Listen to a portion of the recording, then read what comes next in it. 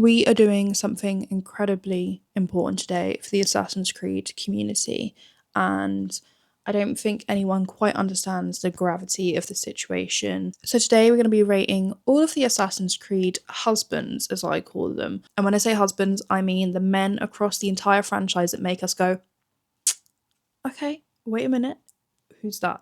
Now, I hear you asking what are your qualifications, and I present to you not only one Assassin's Creed tattoo, I also have the Creed underneath my ribs, which I'll be honest, I'm not going to show you right now. And I also have an eagle slash the constellation Aquila for Altair.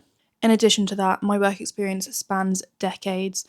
I have been playing the Assassin's Creed franchise since the original. I've also replayed the majority of these games except for Syndicate because I hate that game. The point being, I think you will find my CV, my resume, quite overqualified for such a task. Now, the rankings will be based on a very, very scientific criteria. Combat ability, aka how well can they protect me. Number 2 is personality. I need to know who they are behind the assassin. Number 3, emotional stability, any trauma, any red flags we need to look out for. And then the last rating would also be husband material. How much they'd actually be likely to be a good husband and treat me well. I'm doing God's work today. You're welcome. Some of these men are husband material. Some of them are what I would describe as a real good situationship. Some of them are quite frankly abhorrent. Some of them are red flags that I'd probably still entertain even though I know better. So let's begin. Okay, so first up is Altair. I feel like it would be wrong to start with anyone but the original man that started this series off. For anyone that doesn't know, Altair is the original assassin. He's our first instance of playing as an assassin. He's the blueprint, some might say, the man that started it all, the man, the myth, the legend. However, personality-wise, I think you may find more personality in a rock. That man was raised from young to be nothing other than an assassin. To say his personality is lacking is a real understatement. The only times we see him show any kind of personality is one when he's betrayed and kind of like called out on his arrogance, which he was, and 2, in a later game that wasn't even his own game, Revelations, where we saw a little bit more of his personality and his family life and how he was other than just being the assassin leader. But even then, there aren't moments where you feel like heavily emotionally involved in his story. You feel emotionally involved because of who he is and what his contributions lead to. But you don't necessarily feel like, oh, what a lovely dad. Oh, what a lovely son. What a nice man. What a lovely husband. You don't have those feelings about Altair because you don't know him. And I think that was actually intentional at the time. However, when we then compare that to people that we have later on in the series where they have a lot of personality, they have a lot of charm, Altair's personality just falls completely flat. However, he does have a major character arc, goes on to be a very influential / incredible figure as the leader, as the mentor of the assassins. So I think out of 10, I'm going to give Altair a 2.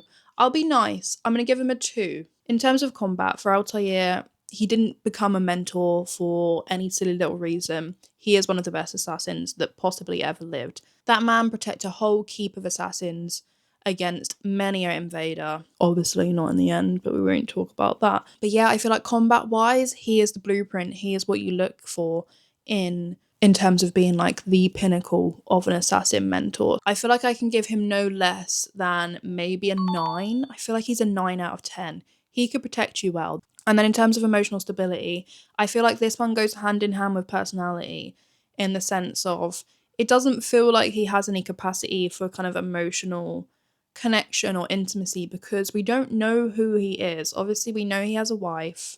Not me. We know he's a wife, so therefore he's capable of relationships. I feel like a lot of Altair's communication style is judging people silently and like giving them a little side eye. I'm not really sure he has the emotional capabilities that we need him to have as a husband, so I think I'm going to give him a 4. Is that too kind? And then finally, our last rating is husband potential. Now, as we've already said, he clearly has a wife. So that kind of knocks off a couple points because what are you doing marrying other women? I'm joking. other than the fact that he's basically a brick wall, he has that kind of like mysterious, brooding energy, which, if anyone reads fantasy books, will know is basically how every love interest is described these days. I'm not quite sure it's for me though. I need some personality. I need you to be a little bit of a golden retriever. I don't think he's doing that for me. I respect him as our great leader, but I don't think I could fix him. I'm going to give him a 5. I'm going to give him a 5. I've knocked him off a point because he's already married, and we don't do that around here. Not around here, partner. Not around here. Next, we have possibly one of my favourite fictional characters that ever has existed. Now, you might think that that gives him an advantage in this. It doesn't, quite frankly, because just because he's my favourite doesn't mean he'd be good husband material. Oh, why does he look like that? Ta-da! This is Ezio, if anyone didn't know. I do have a plushie toy of him that has existed for many years and probably needs a wash because I've just noticed there's yellow stains on him, which is quite concerning actually. Anyway, that doesn't mean he's going to win the husband contest, okay? He could. I'm just a girl, truly. Ezio, for most of us, is the reason that we played Assassin's Creed or continued playing Assassin's Creed. Ezio is therapy in the form of a fine Italian man, and I'd have it no other way. No other way.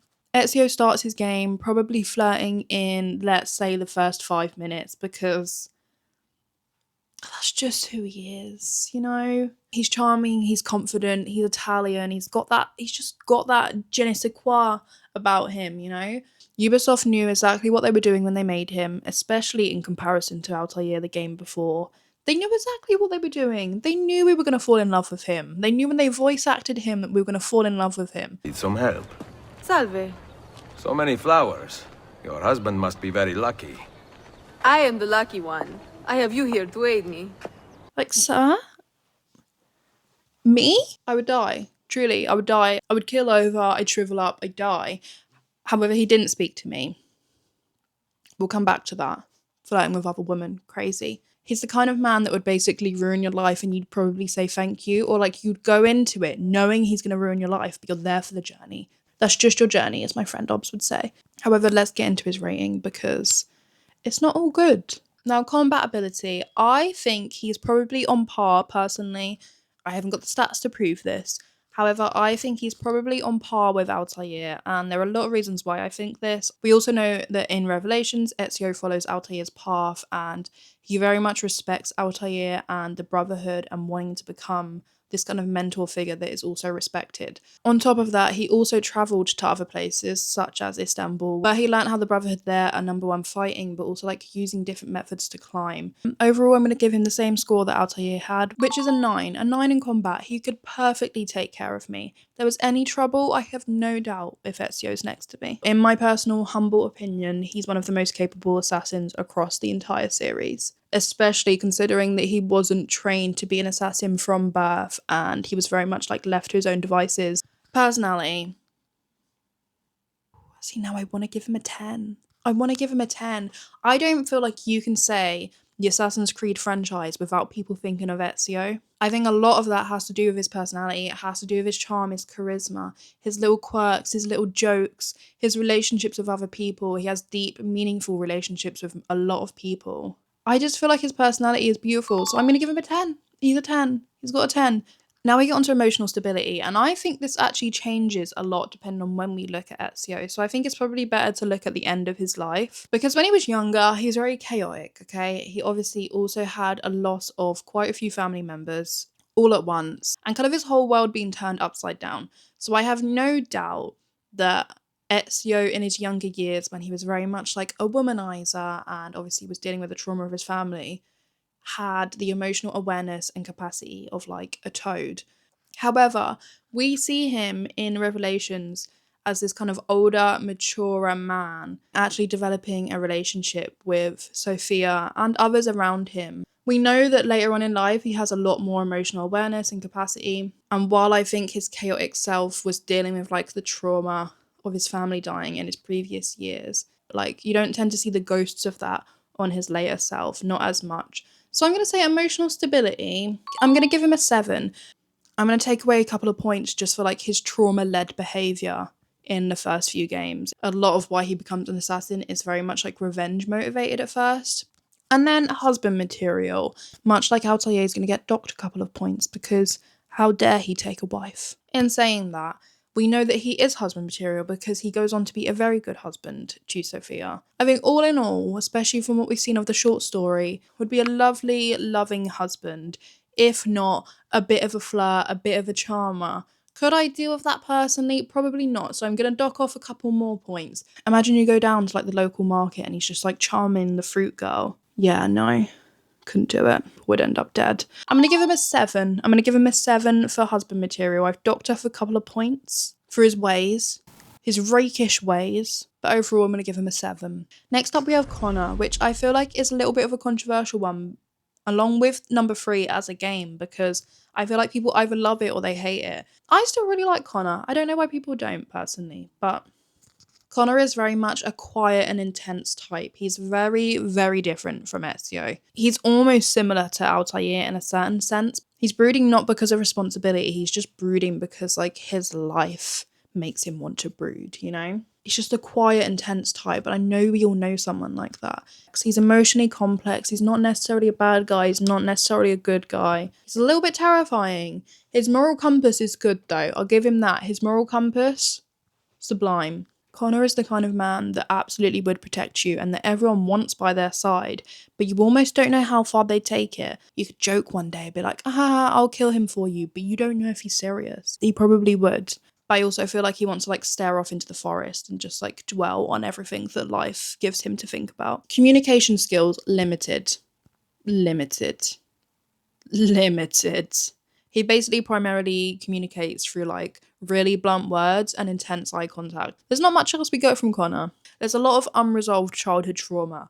Now, I think if we think about daddy issues, Connor might be up there with one of the worst. His dad, unfortunately, is the Grand Master of the Templars. Now, when you're an assassin, that causes many problems. Connor absolutely has daddy issues. There's no doubt about it. No one can tell me otherwise. I won't believe them, truly. But unfortunately, that does add to his character and actually makes him a lot more emotional and a figure that we can connect to and like resonate with. He's loyal, he's protective, his morals are good, but I feel like he also might be the kind of man that like punches a hole in the wall. And we're not having that. We're not having that. But the emotional intensity, that could be good. In other respects, could be good, if you know what I mean, if you know what I'm getting at. But I feel like you might just have to wait like 3 to 5 business days for him to open up about anything, and I don't have time for that.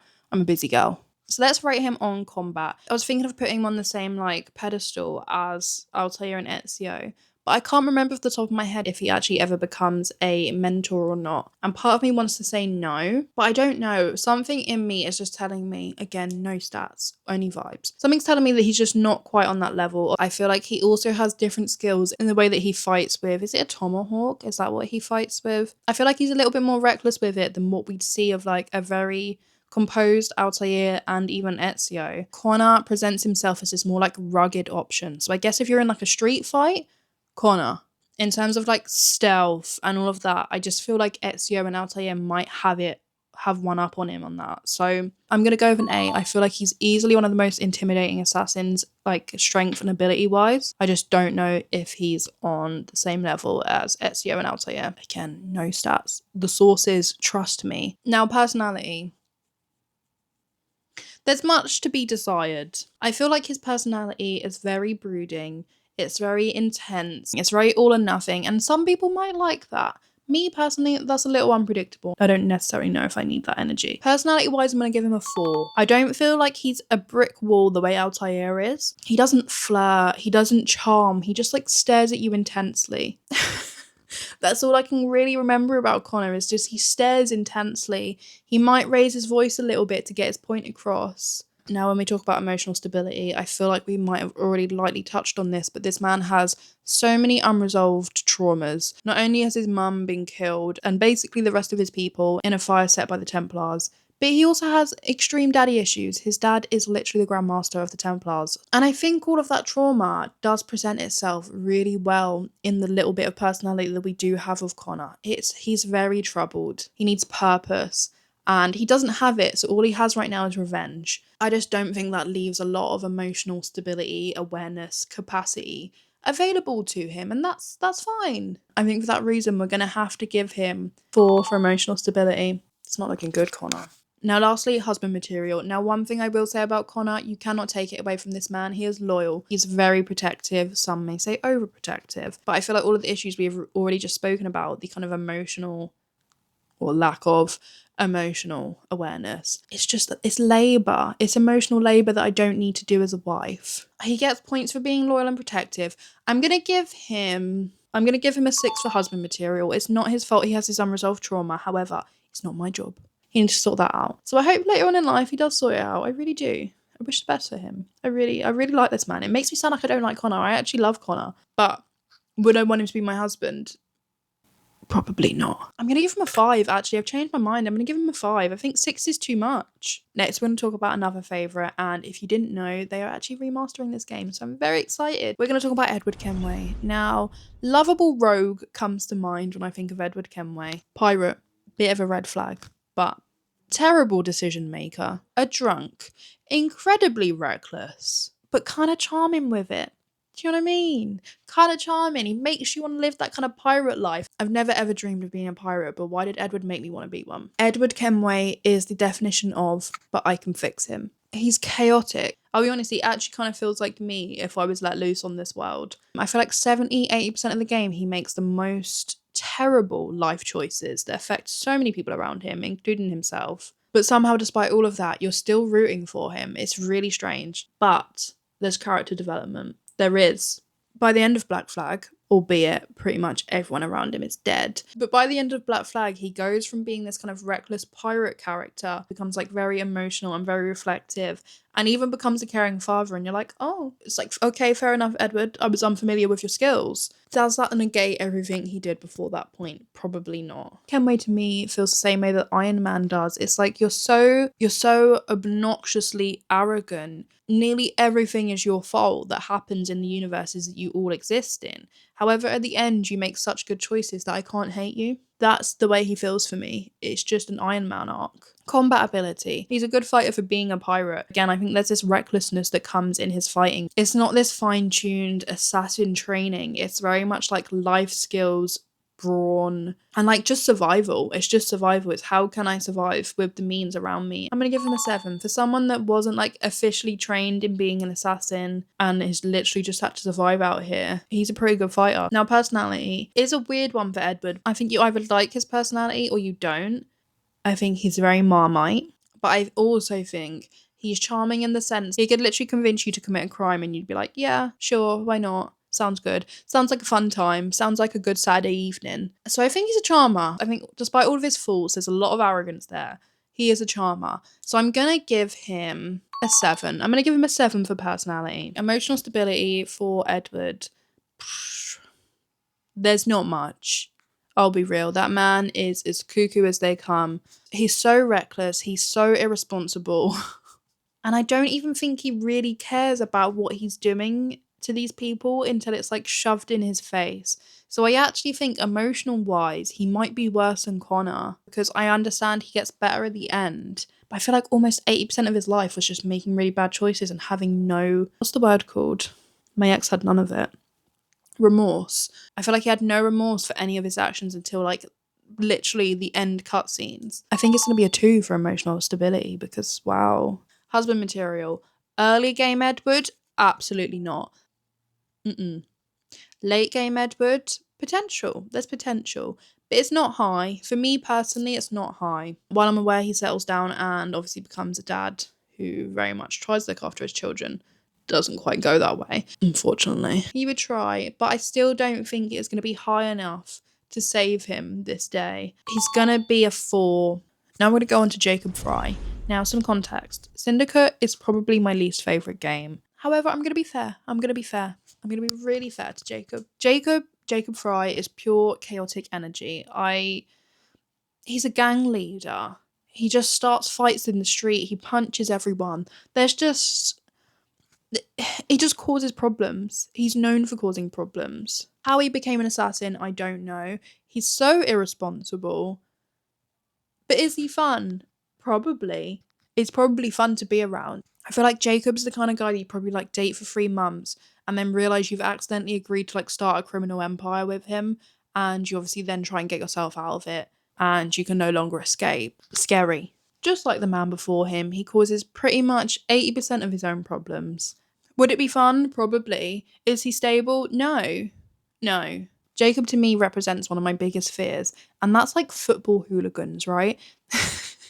This is really specific. This is a me issue. But when I'm on a train and there's like football chants going on and there's just like that kind of like scary testosterone behavior, that's what Jacob gives to me. Like, I'm terrified. You terrify me. So no. So let's rank him. Combat ability wise, I feel like he's pretty strong. He's more brawn and muscle and this street fighting approach rather than, again, this composed assassin approach that we saw at the very beginning game. So I'm going to give him a 7. I'm going to give him a 7 for a combat ability. Obviously, the kicker here is that most assassins are going to be pretty strong fighters because otherwise they wouldn't be an assassin, right? I don't feel like personally he showed me anything that would put him higher as a 7. He's just very street fighter. That's the vibe he gives. Personally, his personality is not for me. I do find him quite arrogant. I find him very reckless. He's Edward, but without the charm. And I think for that reason, I'm going to have to give him a 5 for personality because there's nothing that could make me want to go anywhere with that man.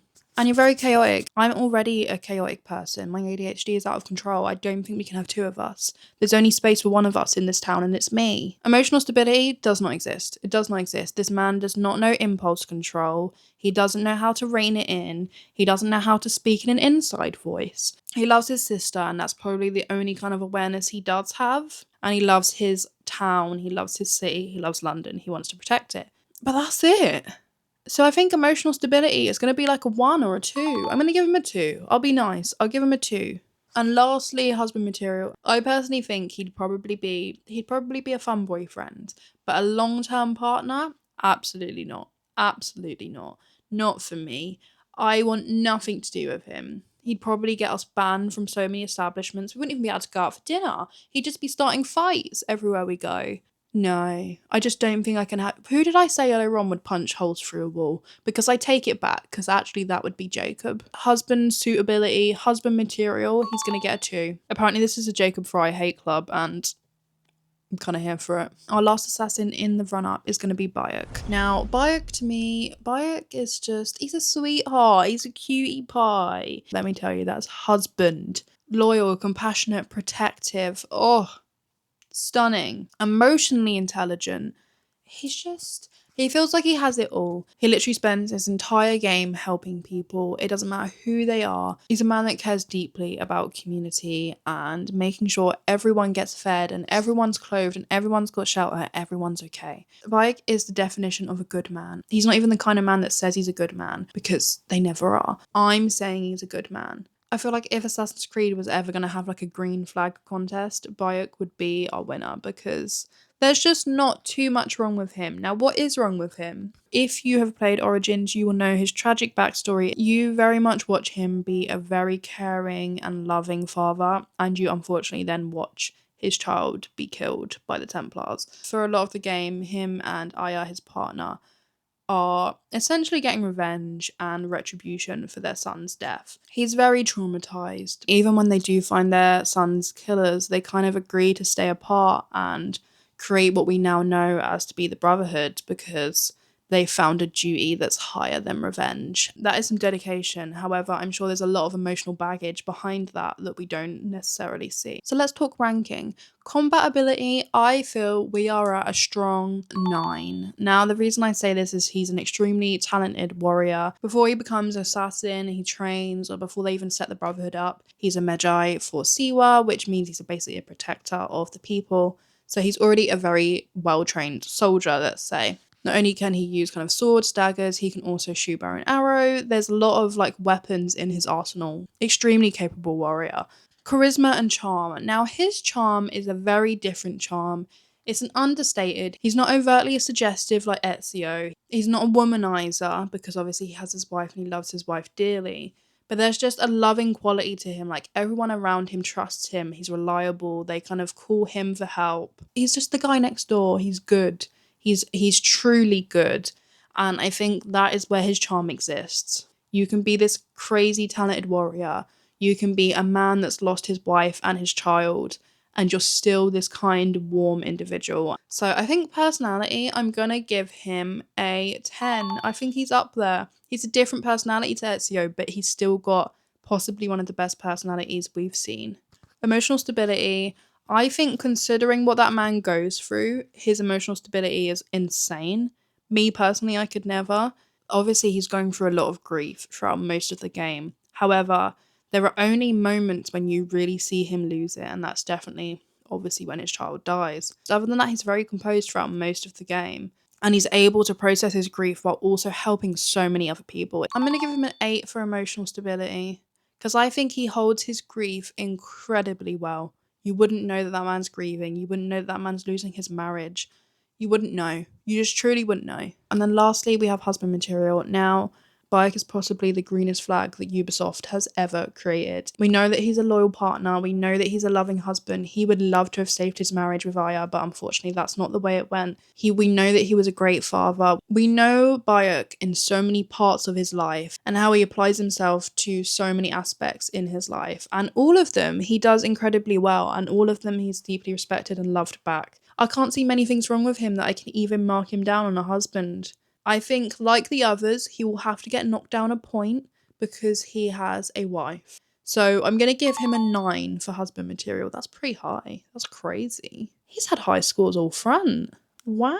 We're going to have a bonus 2 at the end. So they're 2 of my favourite characters that we meet throughout the series. The first is Yusuf. He's an assassin mentor that you meet in Revelations. He's cheeky. He's a little cheeky little chap. Very much takes the piss out of Ezio's age and his abilities and what he can do and what they do in Italy compared to what they do here in Turkey.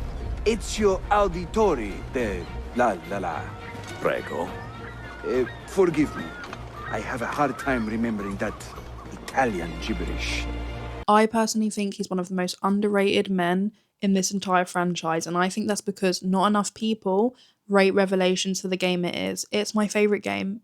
Truly. He immediately turns up. He has the vibe of a friend. He talks to Ezio not as like a respected mentor, but not disrespectfully. Kind of teaches him new tricks. He makes jokes about him. He makes jokes at his expense, and it kind of allows us to see Ezio not just as this revered mentor. Plays on the fact that that is kind of who Ezio was in his earlier years as well. He was very much this cheeky chap. Naturally, as a mentor, assassin mentor, there is a little bit of ego there, but I don't think he's arrogant. He doesn't give me arrogant vibes. He runs the Brotherhood in Constantinople very efficiently, and he does it while still seeming like relaxed and charismatic the whole time. It's crazy. He's also the guy that introduces Ezio to the hook blade technology, which personally I think is one of my favourite things they introduced in the game. He's fun, he's competent, he's an assassin mentor, and I really like him. The only tragedy is that he does not get enough screen time. Let's rate him in terms of personality. I think it's quite obvious that he has a pretty good personality. He's funny, witty, he's charismatic, he's a good leader, he knows how to speak to people. And also he's supportive. In all of this, he's also supportive. He teaches Ezio a lot of new things. So I think overall for personality, I'm going to give him an 8. Now, in terms of combat, again, as we've kind of stated, the mentors of the Brotherhood probably have to be very highly skilled assassins. We do see him fight a little bit, but I can't exactly say whether he's on par with Ezio. I'm going to say he's probably a little bit less. I'm going to give him an 8 for combat of what we do see of him. Unfortunately, this is going to be a bit of a spoiler. If you have played Revelations, he does die.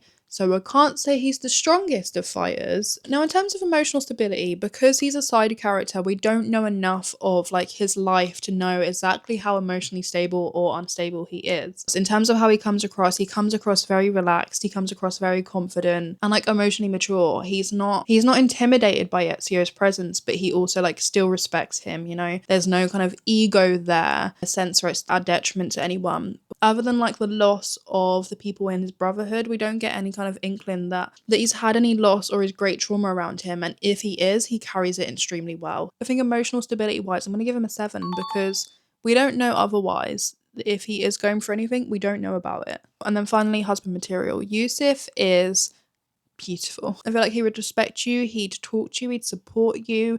He's not brooding, he'd make you laugh. He'd teach you new cool things, he might make a little joke about it, but generally he's like going to be a very supporting figure. Green flag to me, real green flag. I'm going to give him a 9 for husband material because I want that man. And now lastly, I'm going to throw in a dark horse. I'm going to throw in Cesare Borgia. Now beautiful man in terms of looks. However, it kind of stops there. Now, if you have played the Ezio trilogy, you will know that Cesare is our villain. He very much gives chaotic villain energy. Historically, he's obviously a very controversial figure. We see him with a massive ego, we see him with a power obsession, we see him intimidating people, bullying people, we see him show this kind of absolute confidence no matter what.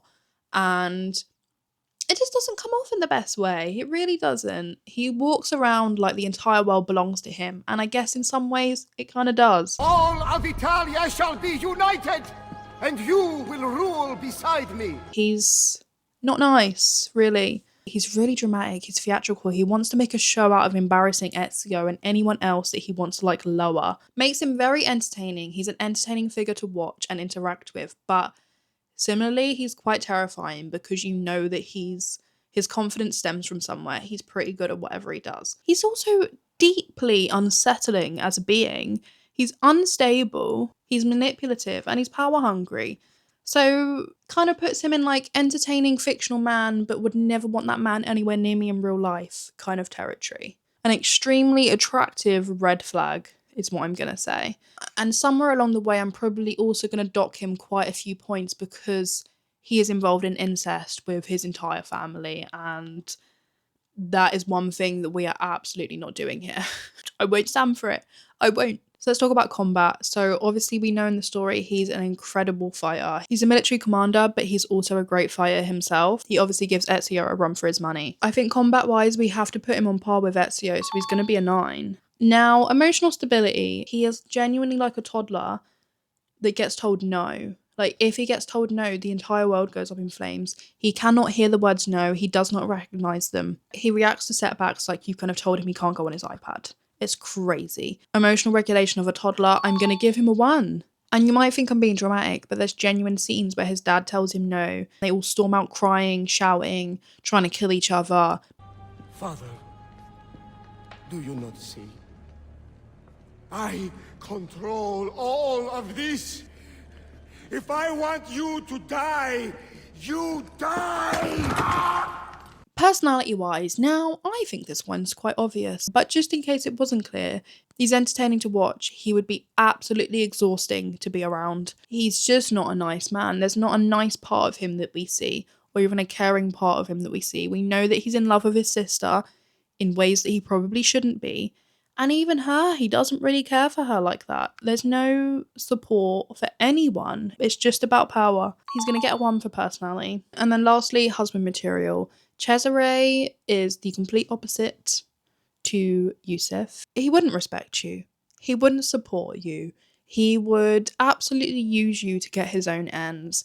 He'd probably start a war, overthrow a government, and do God knows what else because you told him no. And after all of that, he'd probably still forget your birthday. So no, Cesare Borgia is not husband material. So that concludes my very serious and very scientific ranking of my Assassin's Creed husbands. So I think overall, if we look at scores, Bayek wins that. If I'm honest, before I did this video, I knew that those 3 would probably be up there because they are the ones that I feel like closest to my heart.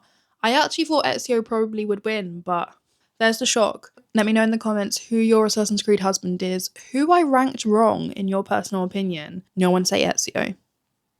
No one. Because there's so many characters I could talk about in the Assassin's Creed franchise, do tell me if you want a part 2. I hope you enjoyed this chaotic style of video, and I hope you enjoy the rest of your day. I will see you on the next one, so goodbye. Talking about all these men is really taking it out of me, wow.